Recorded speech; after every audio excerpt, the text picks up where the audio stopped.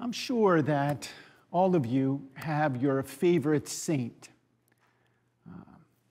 someone that you call upon as an intercessor for you to God when you need prayers or help or direction or whatever.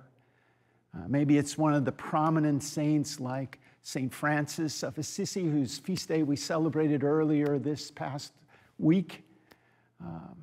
Maybe it's St. Therese of Lisieux or St. Teresa of Avila, or maybe some of the more recent saints like St. Teresa of Calcutta, Mother Teresa, or St. Pope John II, or John Paul II, or St. Oscar Romero, or many others.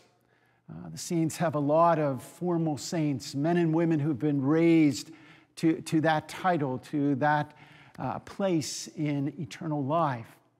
And we all have other saints, saints that the church hasn't recognized, but we recognized. People who entered into our life, touched our life in a profound way. I know I have a few people that I look to as saints, particularly my mother and father. But whether it's a formal saint acknowledged by the church or an informal saint acknowledged by us, by me, they all have one thing in common, that when God came calling, they said yes. They responded. They entered into the mystery of God with their gifts and talents as best they could. I say that, I use this example to begin today because of our story in the gospel.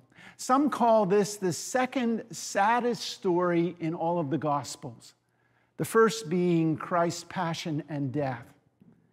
But this man who ran up and knelt down before Jesus and asked what he could do or what he needed to do to gain eternal life, he's the only person that walks away from Jesus, that doesn't sort of accept the invitation.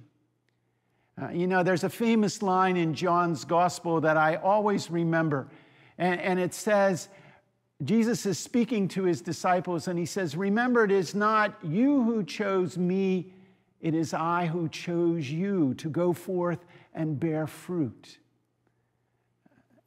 He's speaking to all of us. But yet sometimes we look at the Gospels, we look at what Jesus has asked us to enter into, and it seems too hard, too difficult. It seems like we have to give up too much, like the young man or the man in the story. He couldn't let go of what he had amassed in his life. He just couldn't let it go, and so he walked away sad.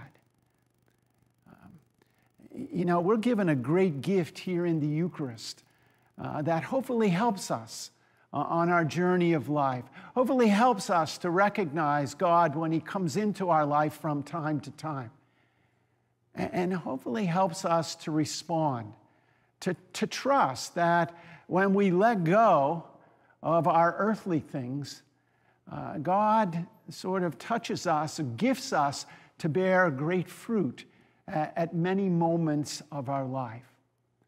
And so we might pause today as we listen to the words of Jesus and say, okay, what makes it hard for me to let go so that I can let God?